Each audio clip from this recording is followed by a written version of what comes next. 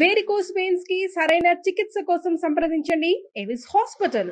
నమస్తే, మీరు చూస్తుంది సుమన్ టీవీ. నేను మీ కీర్తి. నాతో పాటు భారతీయ శంకరపీఠం వ్యవస్థాపకులు బ్రహ్మశ్రీ తిరుపతి మూర్తి అవధాని గారు ఉన్నారు. నమస్తే గురుగారు. ఓం శ్రీ మహాగణాధిపతయే నమః. గురుగారు, ఒక 4 రాసుల వారు శివుని అంశతో జన్మించారు అంటారు కదా, ఏ 4 రాసులు, వాటి వల్ల కలిగే లాభాలు నష్టాలు, వాళ్ళు తీసుకోవాల్సిన జాగ్రత్తలు ఏమైనా ఉన్నాయా? వేరే విధంగా తీసుకోను అని అనుకుంటే జనాలు ఉన్న వాస్తవాలు మనం మాట్లాడుకుందాం. ఎందువల్లనంటే 4 రాశులు శివంశలో పుట్టారు, ఇంకొక 4 రాశులు విష్ణువంశలో పుట్టారు, ఇంకొక 4 రాశులు బ్రహ్మంశలో పుట్టారు. ఉన్నవన్నీ 12 రాశులు. గురుగారు, మనం ఎలా విభజిస్తున్నాం అనేటువంటిది మనం తీసుకోవాలి. ఎందుకంటే 27 నక్షత్రాలు, 27 నక్షత్రాలకి మొత్తం త్రయస్త్రిగంశత్ కోటి 33 కోట్ల మంది దేవతలకి 27 నక్షత్రాలు ఉన్నాయి. 120 కోట్ల మంది భారతీయులకి 27 నక్షత్రాలే ఉన్నాయి. అంతకుమించి ఇంకొక నక్షత్రం కొత్తగా ఎక్కడ రాలేదు.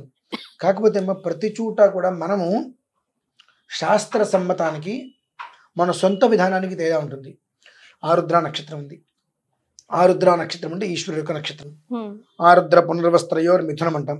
అంటే మిథున రాశిలో జన్మించినటువంటి వ్యక్తి ఈశ్వరాంశలో జన్మిస్తారు కాబట్టి అతనికి అన్ని అదృష్టాలు శుభాలే కలుగుతాయి అంటే మనం నమ్మగలమా?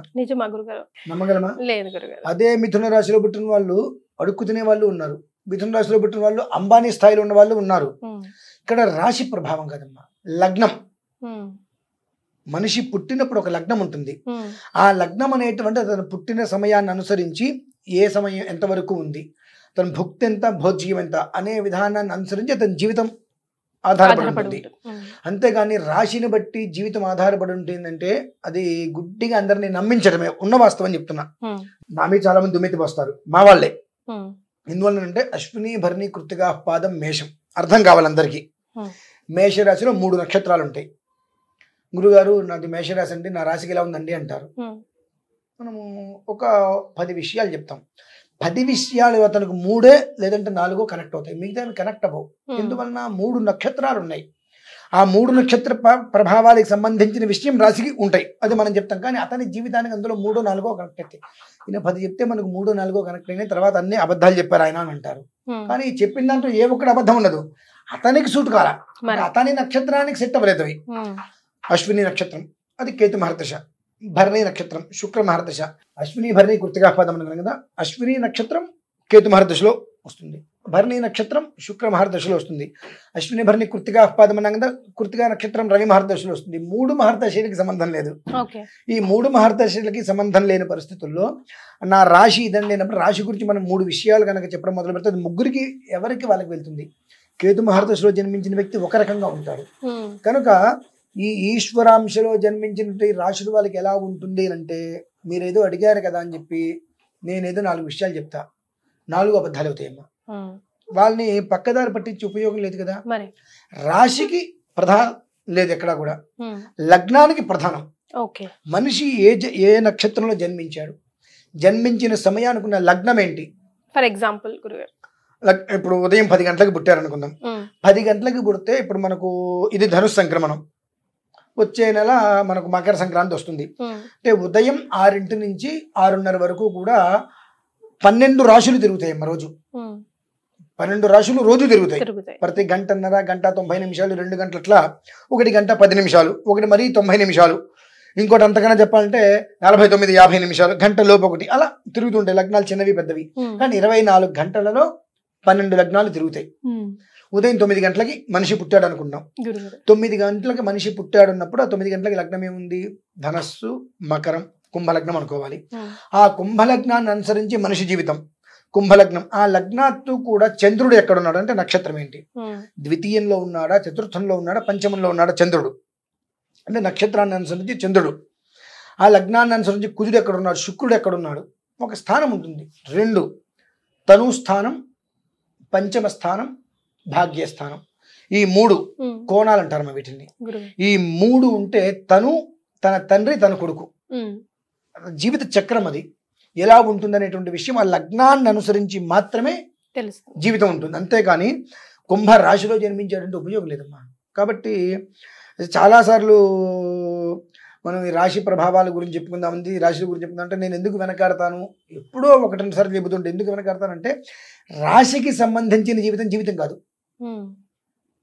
ఈ నెల ఇలా ఉంటుంది, ఈ నెల ఇలా ఉంటుంది అంటే రాశి అనేటువంటిది అసలు ఎప్పుడు కూడా ప్రమాణం కాదు, లగ్నమే ప్రమాణం.